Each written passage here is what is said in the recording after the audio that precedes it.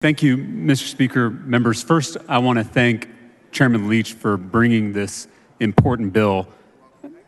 There's going to be a conversation about the policy, but I first want to start with a conversation about the personal. I want to just tell you a quick story. It's a story about one kid named Keith. Keith experienced a lot of trauma as a child. Both his parents struggled with a meth addiction. After his father was incarcerated, Keith was sexually abused by the male partner of a babysitter when he was 4 years old. When he was 11 years old, Keith vandalized someone's car, and after violating his probation, he was sent to the Texas Juvenile Justice Department, TJJD. Keith's story is not unique. Texas children as young as 10 years old are removed from their communities and imprisoned in rural parts of Texas, sometimes 500 miles away from their families. At TJJD, Keith filed dozens of grievances citing physical and other abuse. His mother says she begged Keith's court-appointed attorney to try to get him sent to a mental health facility instead of TJJD. She said the lawyer told her, quote, "He will get the mental health help he needs at TJJD." Instead of getting the mental health services he needed to address his trauma and behavior, Keith was instead routinely placed in isolation for up to 14 days at a time.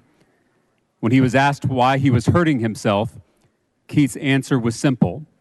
He's been in detention since he was 11, and he said he missed his mom. Last March, following 3 hospitalizations for self-harm, Keith was transferred from the child prison in Giddings to a psychiatric hospital. He started therapy and was able to attend school with 3 other teens. While receiving real treatment outside of TJJD, he went 2 months without hurting himself. In a message he wrote on November 2nd, Keith said, quote, "I've been good just laying low as possible. I've been going to school for my GED and doing groups with my counselor. I've been talking to my mama a lot. It's been going good." But then Keith was transferred back to Giddings, and he started hurting himself again.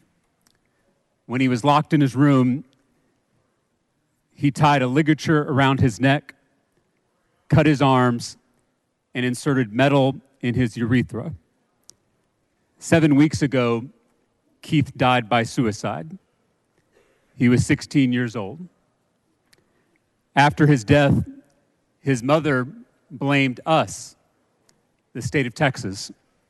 She said, quote, "They didn't try to fix the brokenness. They just broke him more."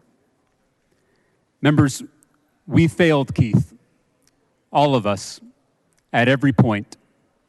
Imagine if at 11 years old, Keith was diverted away from a child prison and given the rehabilitative services he needed in his own community. He would have had a shot at growing into a healthy, happy, productive adult in our society, and I'm convinced he would still be alive today.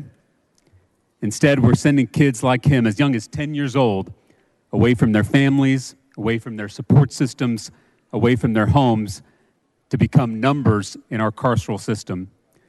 Today, we have the opportunity to change that, and I deeply thank Chairman Leach for bringing this bill, and I urge all of you to vote yes on this legislation. Thank you, Mr. Speaker.